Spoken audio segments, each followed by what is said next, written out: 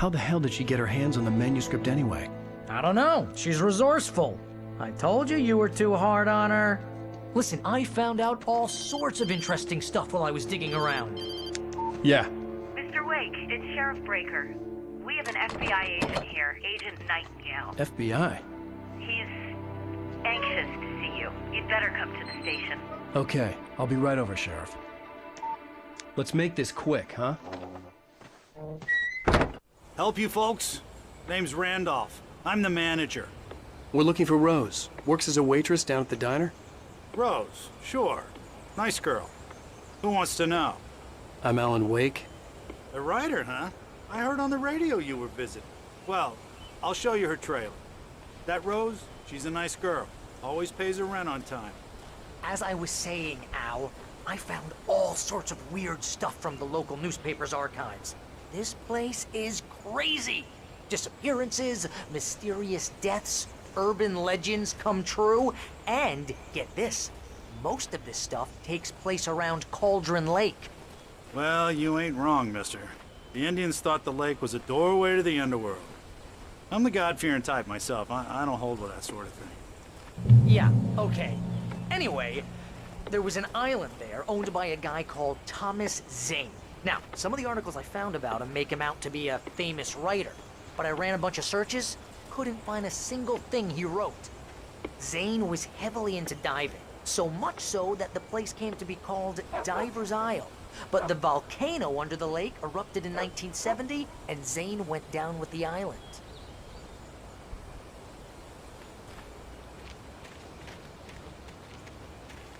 Yeah, how about that? It was there in the morning, as if it had fallen from the sky. But it would take a tornado to lift something like that. We're damn lucky it didn't crush any of the trailers.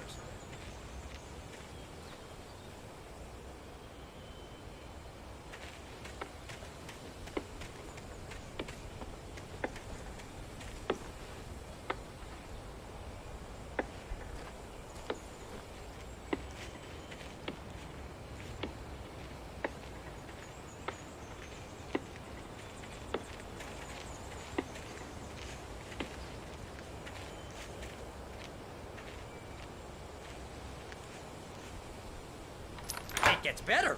A local girl, Barbara Jagger, drowned in Cauldron Lake just a week earlier. They were lovers. Sure, Jagger's a local spook store. The Scratching Hag. Comes for you in the dark. Childish stuff like that. Anyway, Al, I'm just getting to the best part. All of the articles about this stuff were written by Cynthia Weaver. I asked around, and she's that crazy bag lady you met. What, the lamp lady? She can be a little loopy, but she's not homeless or anything. Yeah, anyway, she knew both Jagger and Zane before they both died, and she had some kind of a breakdown.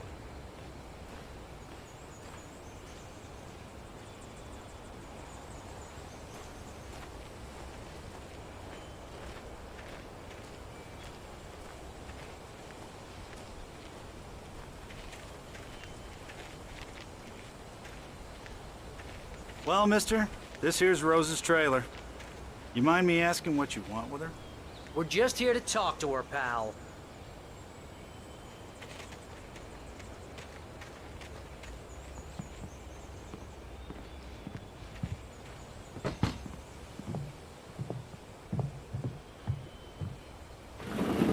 Welcome to...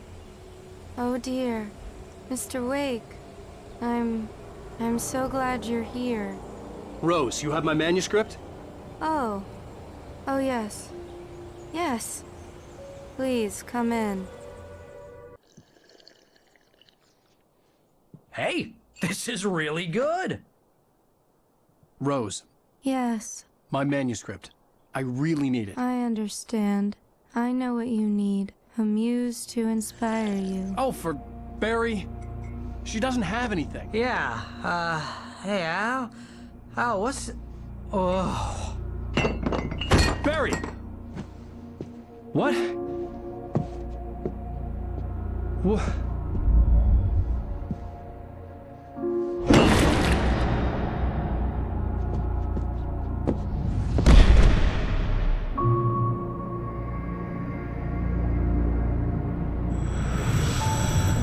It's coming for you, hiding in my barber's skin.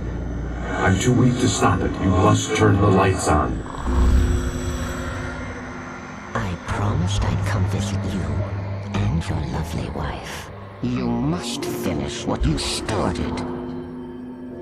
I insist.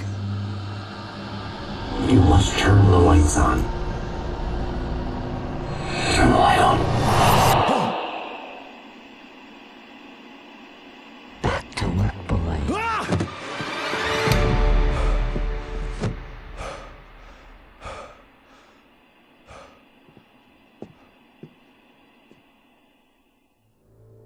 I felt nauseous, hungover. Only anger kept me going. I can't tell reality from dream anymore, but it seems I have an imaginary editor to help me. She's an old woman in a funeral dress.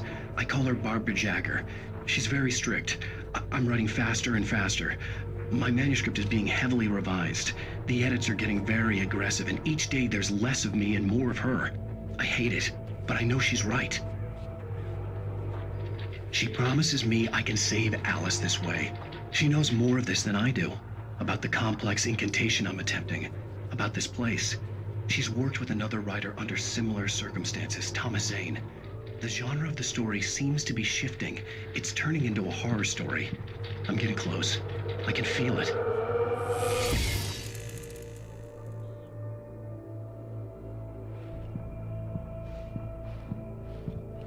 Rose took a day from me. I had less than 12 hours left to meet the kidnapper.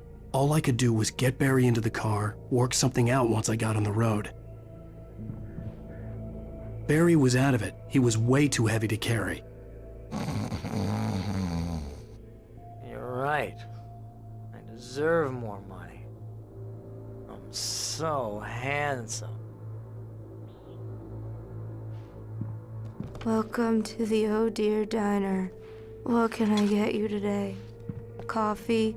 I couldn't work up much hate for Rose. Something had used her to get to me and left its mark. First refill is free. Milk and sugar on the counter there. Would you like to hear today's specials? Thank you. Have a nice day. My gun and flashlight were gone. I'd have to find a way to get Barry into the car as quickly as possible. There was no time to waste. Mr. Randolph liked Rose. That little smile she had. How she was still sweet when life had tried so hard to make her bitter. It wasn't any of his business what she did in her trailer. But those strangers, the writer and his smart-ass sidekick, looked like trouble. And they'd been in there for hours, way past her normal bedtime. He reached for the phone and called the sheriff's station.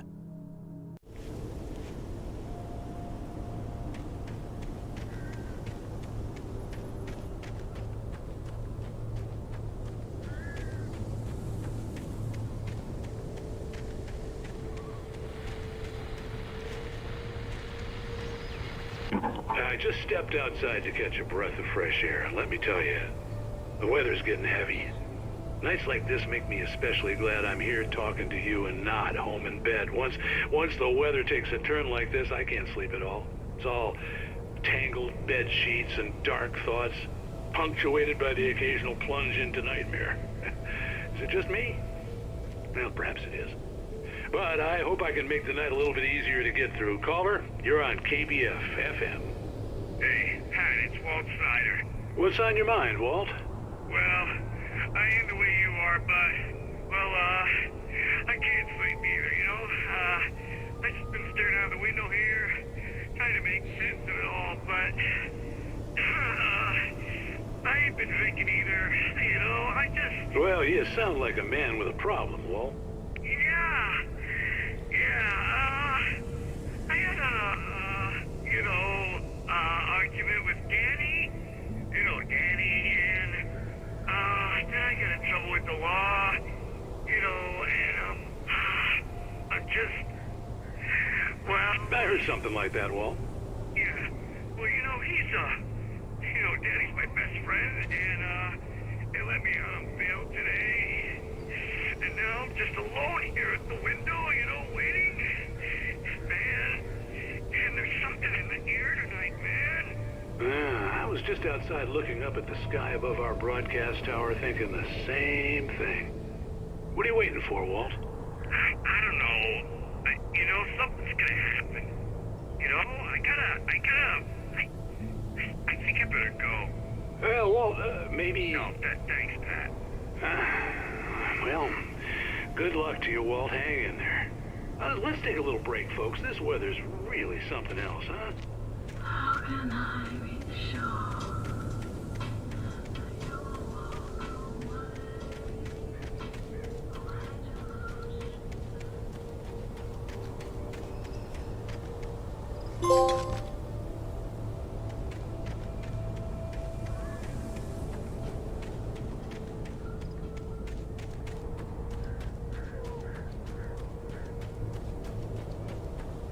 Oh, you're gonna get it now.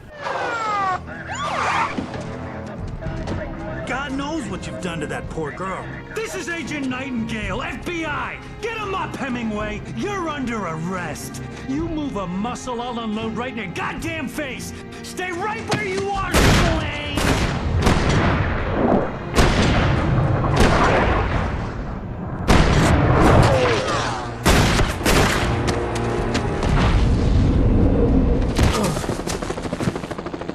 What are? I'm standing right here, you goddamn maniac!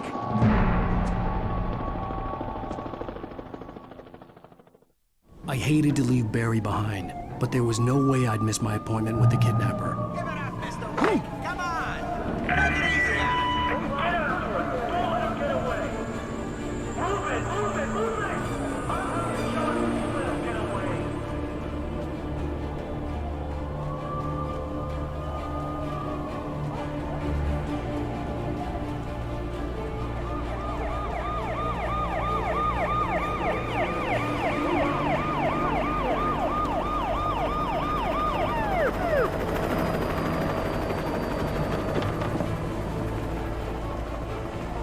Stop running! Freeze! Okay, men, keep your eyes peeled. He's gonna try to make it through here. Oh, damn. Man out! Everybody, I'm on here! Wait, don't move! I'm damn it! God damn it, where'd he go? Keep away! Keep an eye out!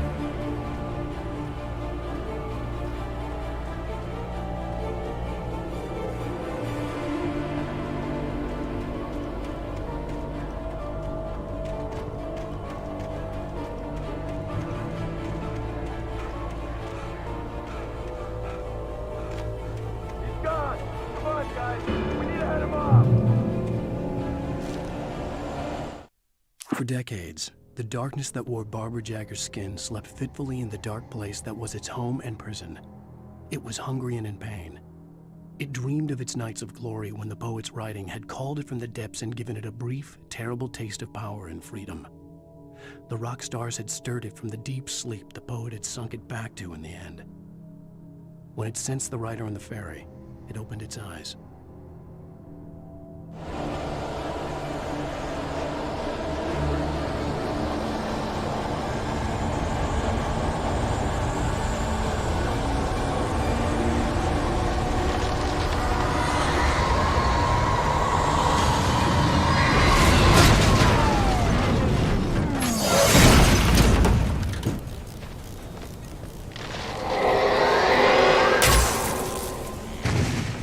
Come in, Agent Nightingale. This is Sheriff Breaker. Over. Nightingale, over. What on earth is going on? My deputies tell me you fired at Wake and he didn't have a gun. You almost hit a civilian instead. Over. Sheriff, Wake's running. I'm giving chase. I don't have time for this. Well, make the time. You can't just go shooting at people in my town. Over.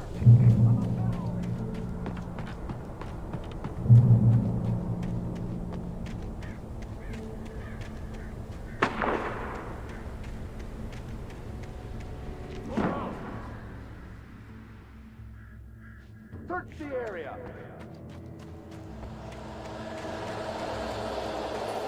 Stay sharp. This way. Over here.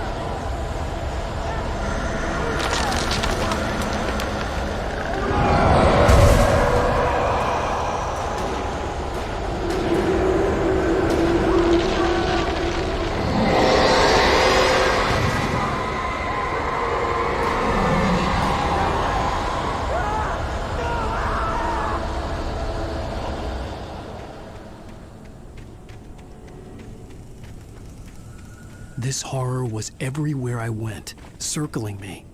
The cops didn't stand a chance. They were after a writer, not a monster.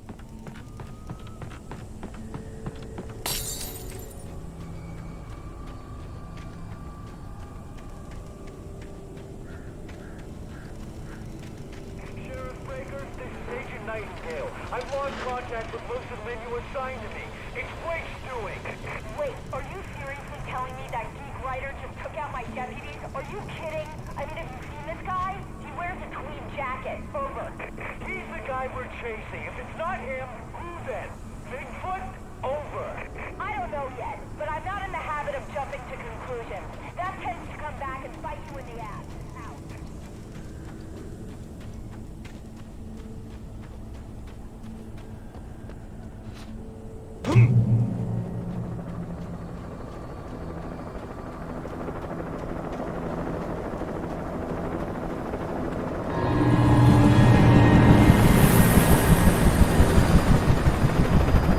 You on the ground.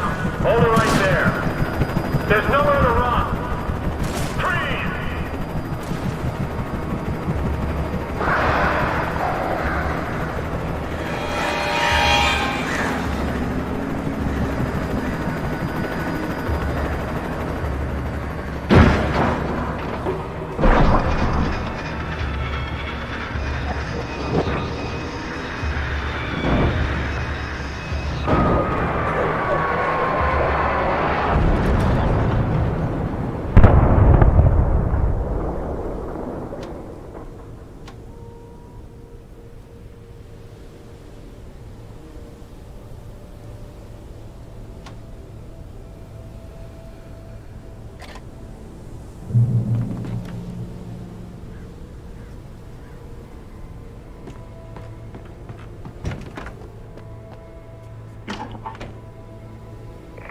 This is James. Mulligan, Thornton, come in. Over.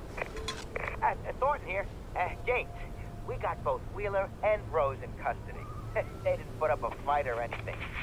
Why, they were... Hey, Mulligan, what are you doing? Come on! Sit down and give me that. James, Mulligan here. Over. Go ahead, Mulligan. Over. We got Wheeler and Rose here.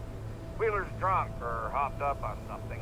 Speaking of which, that Fed had a pretty distinctive whiff of Otis Scotch about him, if you know what I mean. Over. I don't have anything on that, Deputy Mulligan. Over. Well, whatever. Anyway, Rose is just being plain weird here. You better get Doc in to take a look at both. Over. Gotcha. You better get them here quickly. The Fed's gonna want to interview Wheeler. Over. Oh, yeah, but, looks like they have a lot in common. Mulligan out.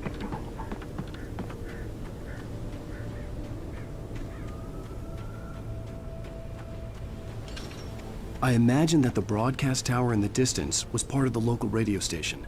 Maine seemed like a decent guy. Perhaps he could give me directions to the coal mine.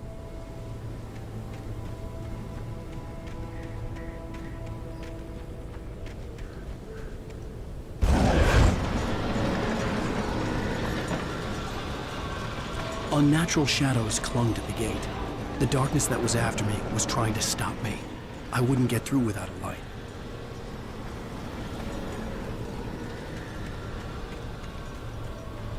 There was no power to the searchlight.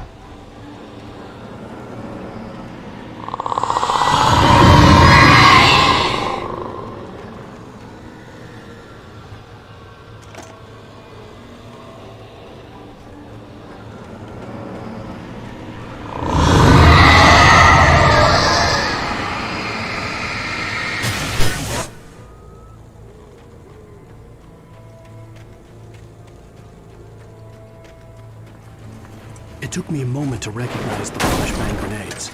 They were an ideal weapon for my situation. Team 1, come in. Over. Team 1, this is Sheriff Breaker. Report. Over. Team 2, come in. I need a report. Over. Come on, guys. Talk to me. Come in, please. Over.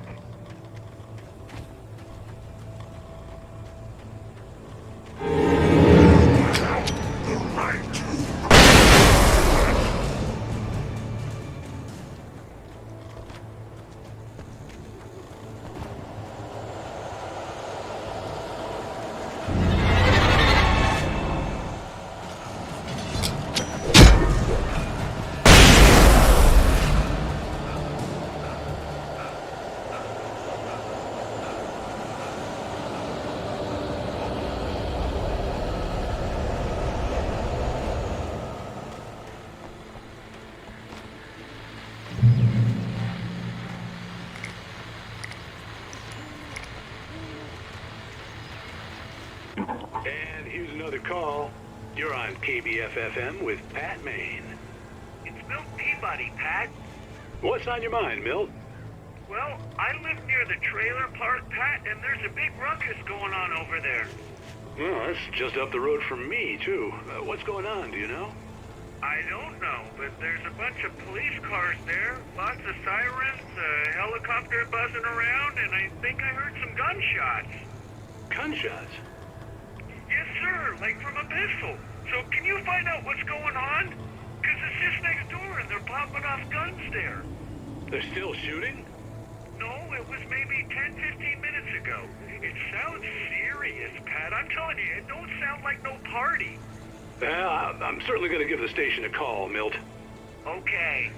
You'll hear it here as soon as I hear from them. Okay, thanks.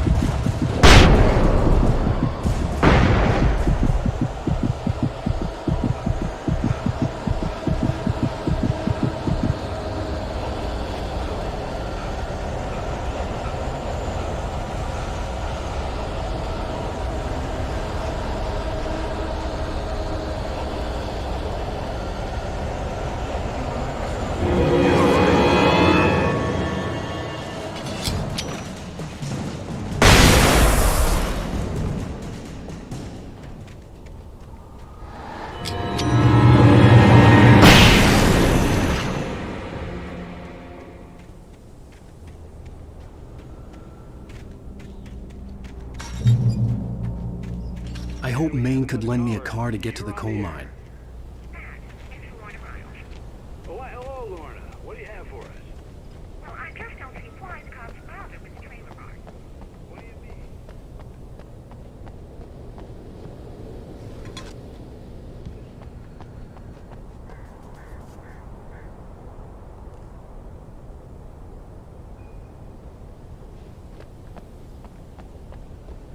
I'm sorry, but my granddaddy settled the right law in 1911.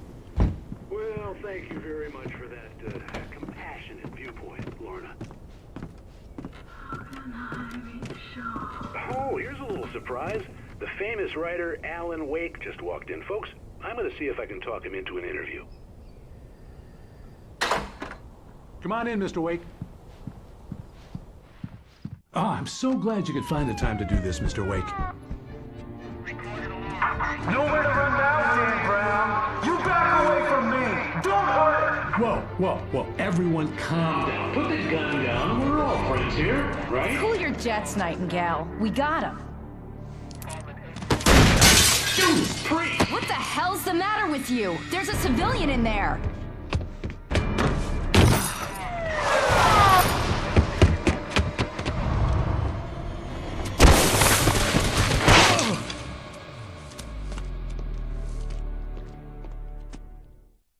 I'll get you yet, even if it kills me. You hear me? You hear me, H.P. Lovecraft? I had fallen off so many cliffs it was ridiculous. That's what you get for naming a book The Sudden Stop. It was probably good I hadn't had the chance to tell Maine where I was going. I'd have to lose the cops and find my own way to the mine.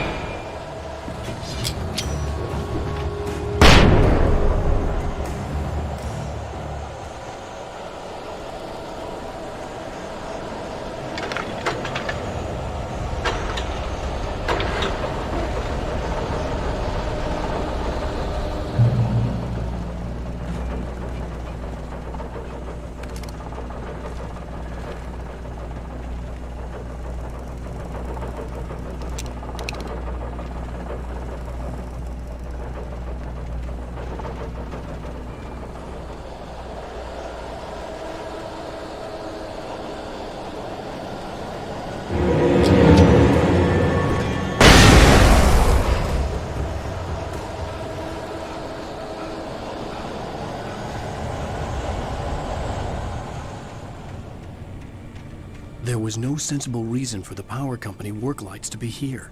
It was almost as if they'd been left for someone like me to use.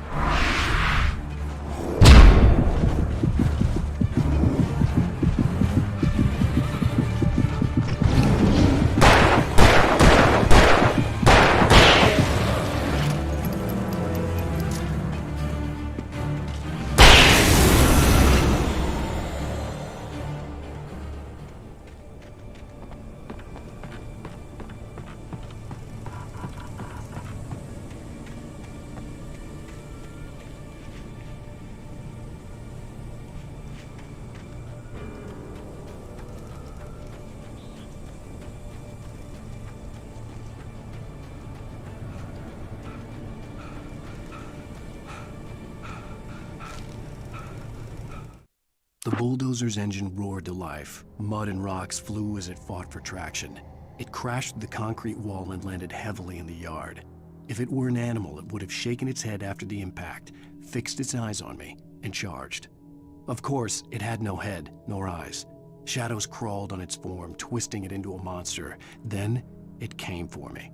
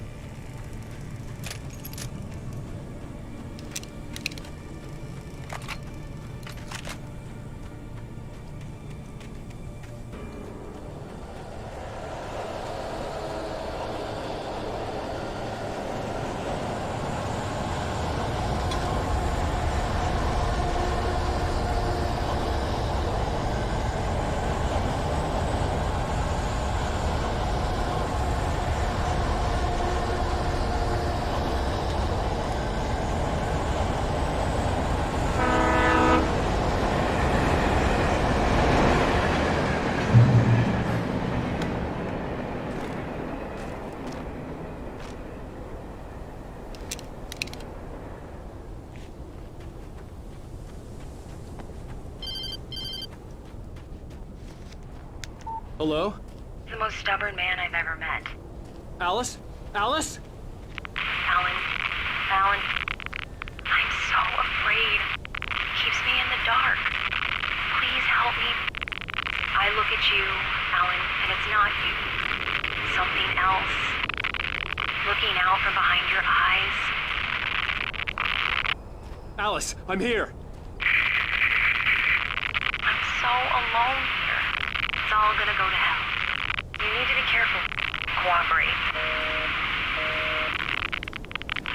The connection had been terrible, but that wasn't the only thing that hadn't been right with the call.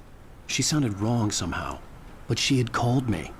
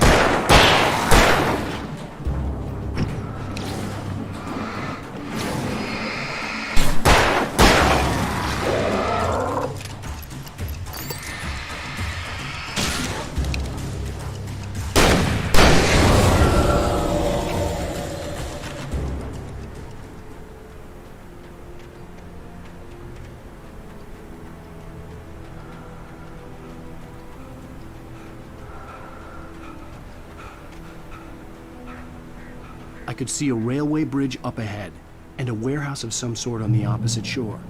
I hoped I could find a car from there.